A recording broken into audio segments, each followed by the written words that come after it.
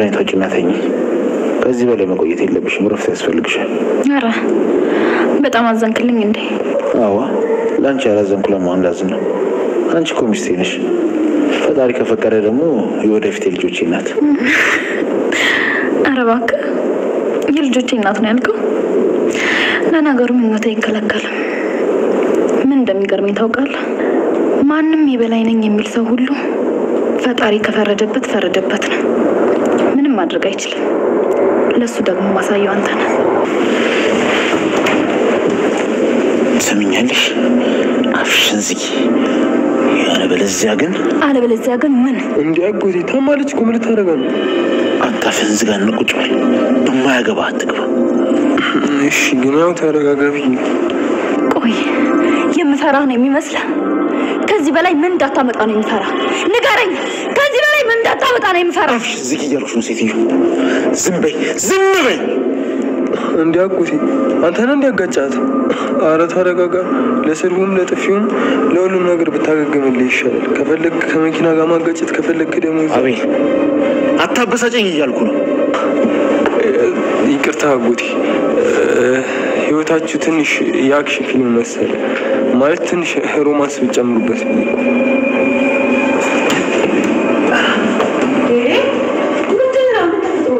አንቺ ደግሞ እዚህ ምን ታደርጊያለሽ እንደኔ እንደባልነት ጠርተውሽ ነው ኧረ አባቴ አምላክ ድብን ያርገክ ይሄ የልጅ መና ማነሽ ገነት አቤት ቆይቆች ቆይሰሽ ነኝ የምድር ሰዓት ነው እሺ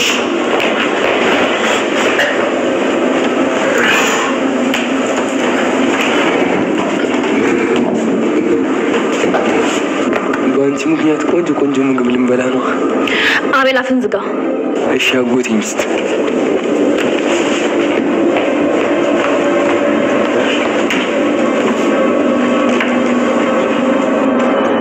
እስቲ እንግዲህ እኔ ምንም የማታውቀው ሚስት አንቺና ናታን ተባብራችሁ ላደረጋችሁብኝ እያንዳንዱ ተንኮል በልጃችሁ ትቀጣላችሁ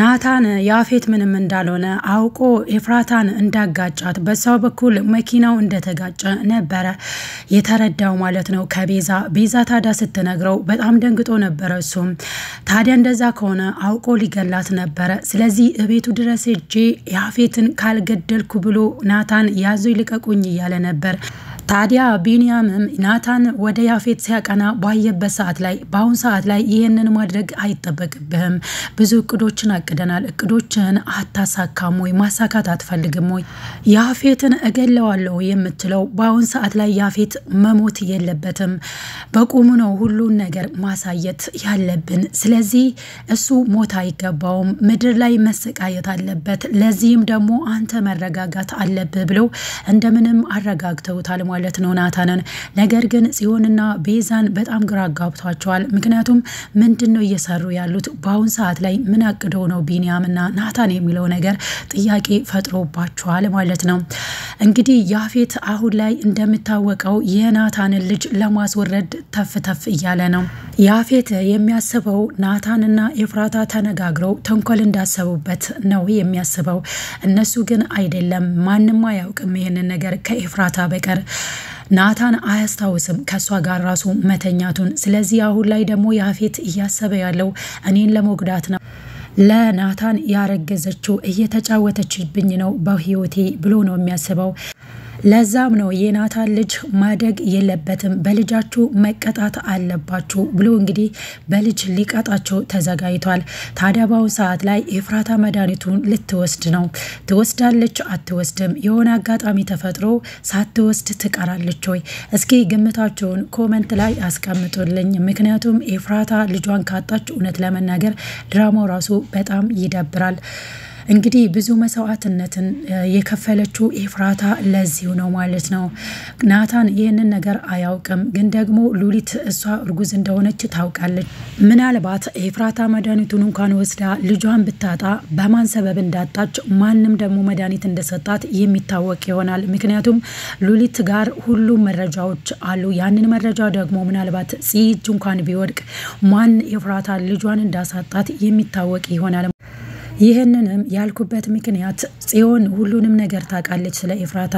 ከዚህ በፊትም ሐኪም ቤት ሄዶ ልጁ የማን እንደሆነ ለማስመርመር ነበር። ታዲያ በአሁን ሰዓት ላይ ጽዮንም ልጁ ምናልባት የናታን ነው ብለሽ ታስቢያለሽ እንዴ? የወንድሜ ይሆን እንዴ ልጁ ብላ ጠይቃታለች። እሱን በጊዜው ሂደት የምናየው ይሆናል ብላታለች። ጽዮንም ኤፍራታ እርጉዝ መሆኗን እንጂ ልጁ የያፌት ነው የናታን ነው የሚለውን ነገር አላጣራችም። ታዲያ በአሁን ሰዓት ላይ ልጁ የማን ነው የሚለውን ኤፍራታና ዶክተሩ ብቻ ነበሩ የሚያውቁ።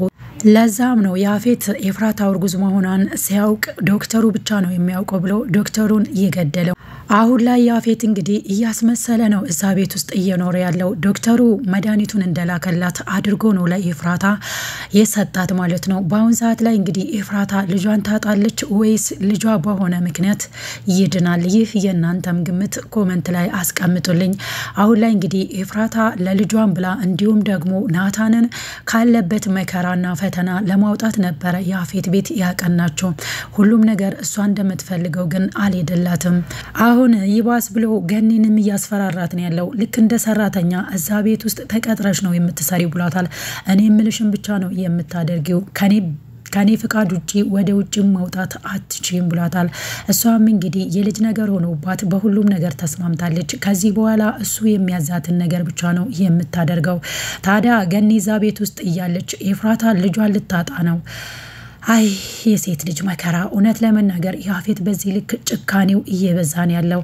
ታዲያ አሁን ላይ ቢንያምም ናታንን እየከለከለ ያለው ያፌት በዚህ ምድር ላይ መሰቃየት አለበት እንጂ መሞት የለበትም፣ ለሱ ሞቱ እረፍቱ ነው እያለ ነው። ናታንና ቢንያምስ ምን አስበውለት ይሆን? ለያፌት ከኢንስፔክተሩ ጋር እየሰሩ ያሉት ነገር ይሳካላቸው ይሆን? የሚቀጥሉ ክፍል ላይ የምናየው ይሆናል። ሌላኛውና ዋነኛው ነገር የዲያራ እናት ጉዳይ ነው።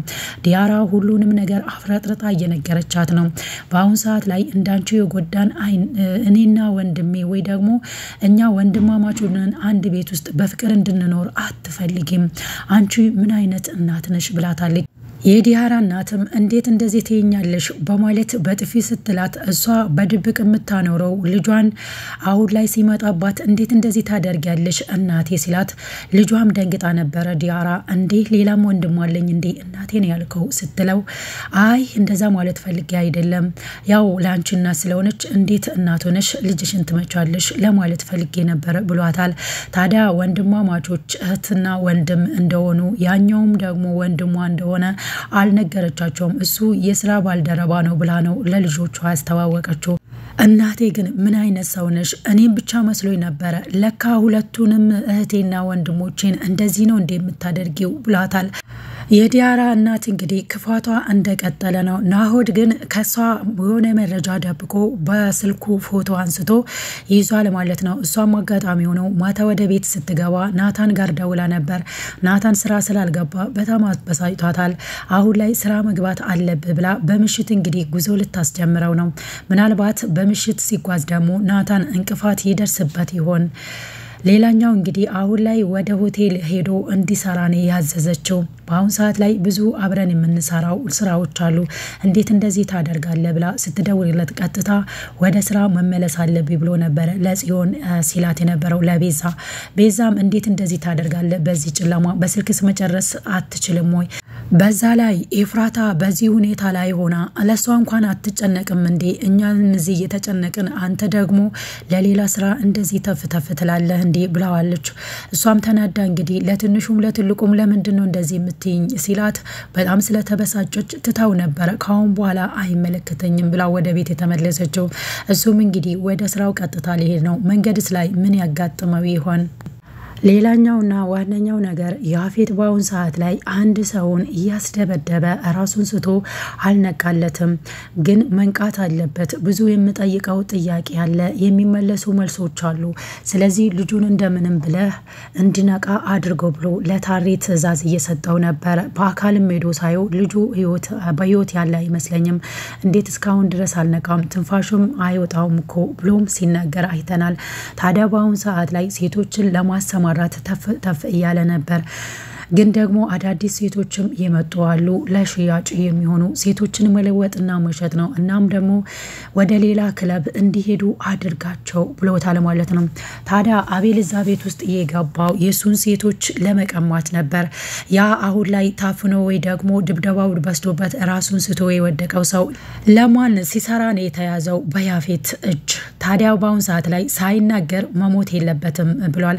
ለምንድነው እንደዛ ሲያለው ያፌት ውድና የተከበራችሁ የቻናሌ ቤተሰቦች ለዛሬ ያዘጋጀውላችሁ ቪዲዮ ይሄንን ይመስላል በሌላ በቀጣይ ቪዲዮ እስክንገናኝ ድረስ ቸር ሰንብቱ ለዚህ ቻናልም አዲስ ከሆናችሁ ሰብስክራይብ ማድረጋችሁን እንዳትረሱ ነባሮች ላይክ ሼር ያደረጋችሁ ኮሜንትም እየጻፋችሁ ስለምታበረታቱኝ እጅግ አድርጌ አመሰግናለሁ